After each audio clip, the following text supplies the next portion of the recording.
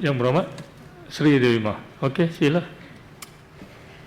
Salam harapan dan salam mutiara. Terima kasih kepada Datuk Yang di-Pertua kerana mengizinkan saya untuk membahas baharuan undang-undang bagi enactment Lembaga Muzium Negeri Pulau Pinang. Sejarah memainkan peranan yang amat penting dalam membentuk sesebuah negara dan juga bangsa. Sejarah juga merupakan pengajaran dan iktibar yang boleh diambil oleh masyarakat tentang insiden-insiden yang telah berlaku pada suatu ketika dahulu. Pulau Pinang tidak kurang hebat dengan sejarahnya yang tersendiri.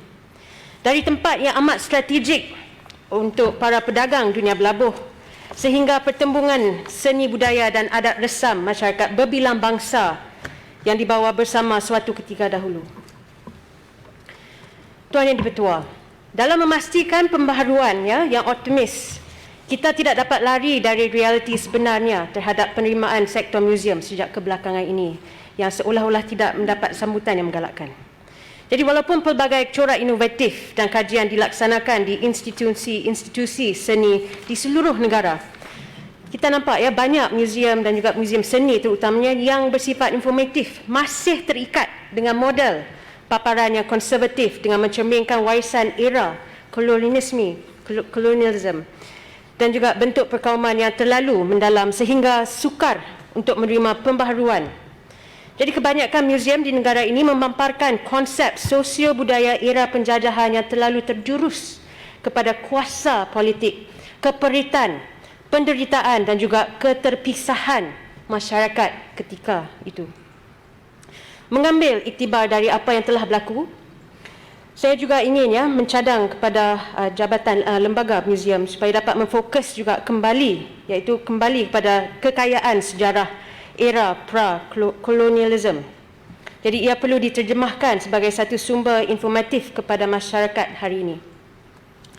Dan juga melalui Jabatan Muzium Negeri, saya amat berharap bahawa kerjasama antara jabatan maupun agensi yang terlibat dalam sektor ini dilakukan. Sebagai contoh, Universiti Sains Malaysia mempunyai pakar-pakar dalam bidang sejarah. Jadi salah satunya mereka yang menyimpan bahan-bahan sejarah ataupun digelar sebagai curator. Dengan menjalin kerjasama antara pelbagai pihak, jadi saya amat percaya bahawa bahan-bahan sejarah pra-kolonialisme dapat disatukan dan diangkat semula sebagai sebuah sejarah teragung bagi negeri Pulau Pinang. Begitu juga di mana di Pulau Pinang yang pentingnya kita harus menyatu padukan sejarah-sejarah yang ada, yang wujud di dalam negeri kita. Jadi untuk menghidupkan sejarah negeri ini, informasi yang diterjemahkan di dalam muzium tidak hanya boleh bersifat abstrak dengan menggunakan tulisan semata-mata. Jadi masyarakat hari ini, terutamanya golongan muda, lebih memilih informasi yang berunsurkan video ataupun lukisan. Jadi lukisan-lukisan bersifat penceritaan sejarah perlu dihasilkan untuk menarik perhatian lebih ramai pengunjung. Informasi perlu diberikan sebagai sumber pendedahan dan juga pendidikan kepada semua. Jadi dengan itu saya juga harap Lembaga Muzium Pulau Pinang akan dapat juga menyuntik elemen-elemen seni visual kontemporari dan juga inovatif yang dapat mencerminkan sebuah negeri yang ke arah abad ke-21. Saya juga ingin mencadangkan agar pihak Muzium Negeri Pulau Pinang bekerjasama dengan pelukis-pelukis anak tempatan yang sememangnya mempunyai kebolehan yang tersendiri dalam menghidupkan informasi sejarah sedia ada kepada bahan bacaan yang lebih menarik. Begitu juga dengan seni persembahan. Sebagai contohnya, seni ghazal, lagu-lagu rakyat, teater bangsawan dan juga sejarah muzik kontemporari boleh juga dimainkan peranan oleh pihak Muzium Negeri dengan kerjasama Penang House of Music sebagai contoh. Saya amat percaya sejarah tidak harus melalui perkataan dan juga tulisan semata-mata. Ia juga boleh dipersembahkan dengan cara yang lebih menarik dengan tujuan yang sama, iaitu untuk memberikan pendedahan maklumat sejarah kepada masyarakat. Oleh yang demikian, saya juga amat berharap dengan kerjasama pihak Penang House of Music, sejarah-sejarah di Pulau Pinang boleh dipersembahkan dengan lebih baik, iaitu melalui pementasan yang unik. Jadi barangkali sebuah jawatan kuasa dapat ditubuhkan untuk memperkembangkan hal ini. Tuan Yang di-Pertua, kesan dari pandemik COVID-19 ini juga membuka mata semua pihak tentang kawalan pergerakan yang perlu dijaga. Jadi sejak bermulanya pandemik ini, fenomena penggunaan medium atas talian menjadi norma baru dalam masyarakat hari ini. Banyak sektor-sektor industri pelancongan sedia ada mengekalkan sumber pendapatan mereka dengan inisiatif terbaru iaitu mendigitalkan sektor ini. Jadi walaupun pengalaman lawatan secara fizikal adalah jauh lebih memberi kesan terhadap penghayatan sejarah, namun beberapa kengkangan juga perlu diambil kira. Maka saya ingin mencadangkan kepada pihak Museum Pulau Pinang untuk membuat beberapa kajian terperinci mengenai sektor industri museum atas talian, iaitu dengan contoh mempersembahkan satu konsep virtual tour. Virtual tour ini sedang hangat diperbincangkan sejak beberapa bulan yang lepas. Ada juga yang telah merealisasikan idea ini, dan ada juga yang masih lagi mahu mengenalkan tradisi lama. Mengekalkan. Jadi beberapa museum di luar negara telah pun meneliti dan menjadikan virtual tour ini sebagai contohnya British Museum di London yang membenarkan pengunjung untuk membuat lawatan atas talian dan juga mempelajari sejarah purba sebagai contoh Rosetta Stone.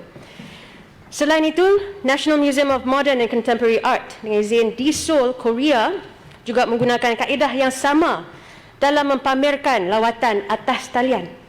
Lawatan atas talian ini adalah kerjasama antara Jabatan Museum berkenaan dan juga bersama pihak Google Arts and Culture dengan izin. Di sini saya juga ingin menekankan bahawa betapa pentingnya promosi dan publicity ia perlu ditingkatkan, dan sebagai permulaan mungkin boleh memperkenalkan juga apakah konten ataupun exhibition dan artifak yang ada dalam museum kita sebagai satu cara untuk mendidik dan untuk menyemarakkan semangat kita bangga menjadi bangsa Pulau Pinang.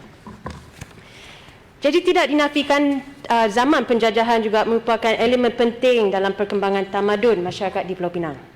Salah satu tarikan penting di Pulau Pinang untuk menceritakan era penjajahan adalah Museum Perang di Batu Maung.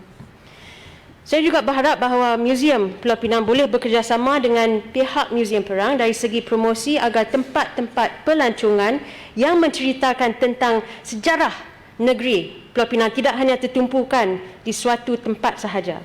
Jadi barangkali Museum Perang dapat diserapkan dalam Lembaga Museum Pulau Pinang sebagai satu contohlah.